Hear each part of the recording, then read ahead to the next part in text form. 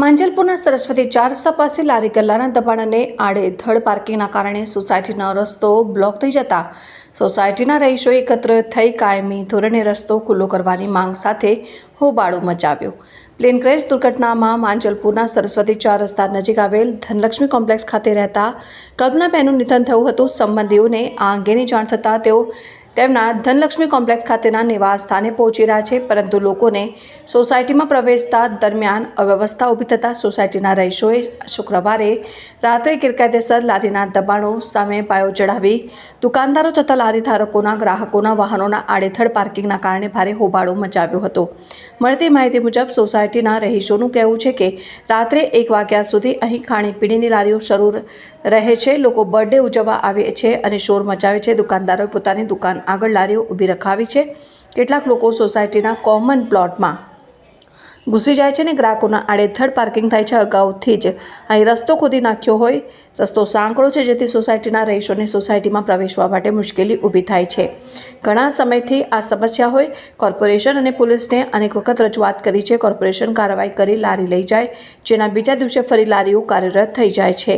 આ સમસ્યાને કારણે ઇમરજન્સી વાહનો પણ સોસાયટીમાં પ્રવેશી શકતા નથી. ઘટનાની જાણ થતાં સ્થાનિક પોલીસ પણ સ્થળ ઉપર દોડી ગઈ હતી. સમસ્યા એવી હતી કે અંદર ગાડી જવા માટે રસ્તો નહોતો. 4 વ્હીલર અંદર આવતી હતી.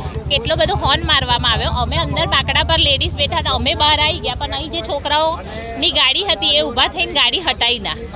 એટલે અમે એમને કીધું શાંતિથી કે ગાડી હટાવો, તો એ લોકો અમારા પર દાદાગીરી કરવા માંડ્યા.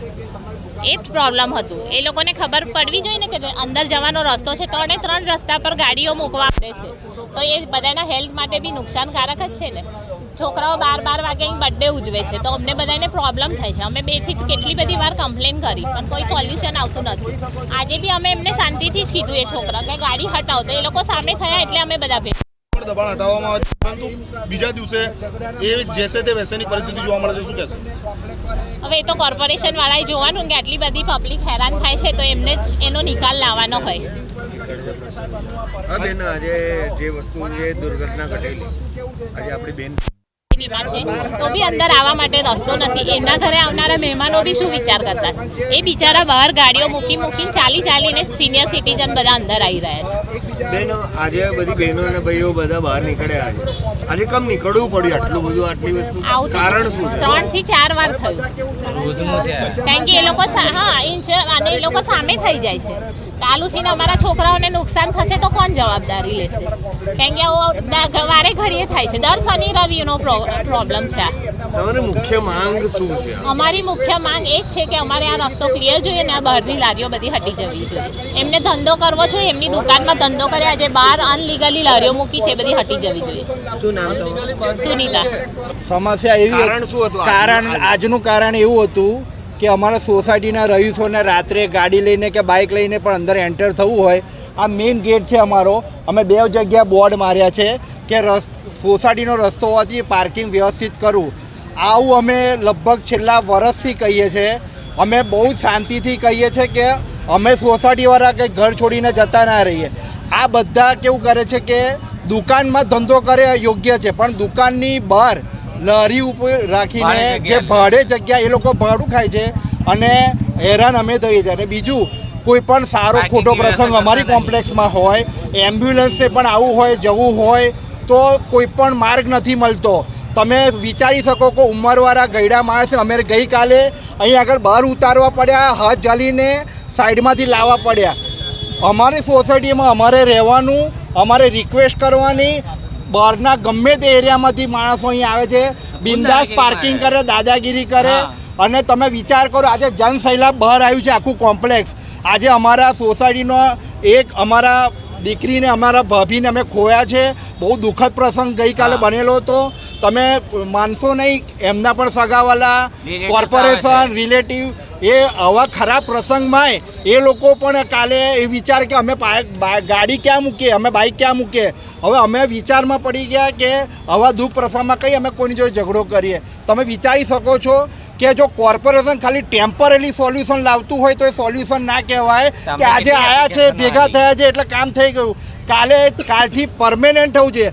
અમે બહુ વખત જોયું છે સાહેબ, ગાડીઓમાં લારીઓ જતી રહે કોર્પોરેશનની, તમે બીજા દાડે મીડિયાવાળા આવજો ચેક કરવા, આ જ લારીઓ પૈસાથી છોડાઈને પાછી મુકાઈ જાય છે.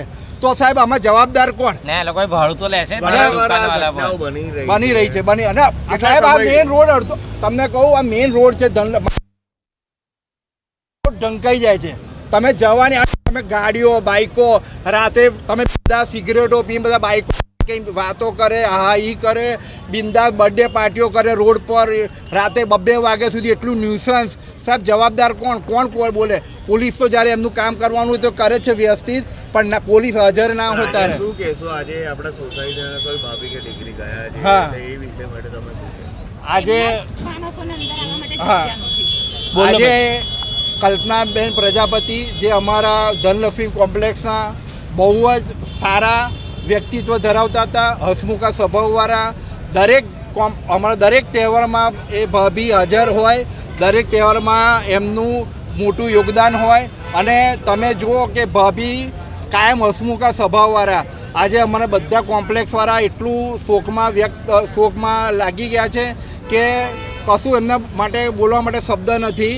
અને આટલા ધાર્મિક ભાભી અને એમના હસબન્ડ બેવ ભગવાનની ખૂબ ભક્તિ કરતા હતા અને અમારા કોમ્પ્લેક્સના જોડે અટેચમેન્ટ દરેક વસ્તુમાં કામમાં તહેવારમાં અટેચમેન્ટ ફૂલ હતું એમનું. આજે અમારા એક સારા વ્યક્તિ ભગવાનને ખબરની જરૂર હશે લઈ, પણ બહુ જ અમને દુઃખ થયું છે. આજે આ પગલું કેમ ઉઠાવવું પડ્યું? પગલું આજે અમારે એટલા માટે બોલાવું કે અમારા 2-3 વાર થઈ ગયું છે પહેલા પણ. હા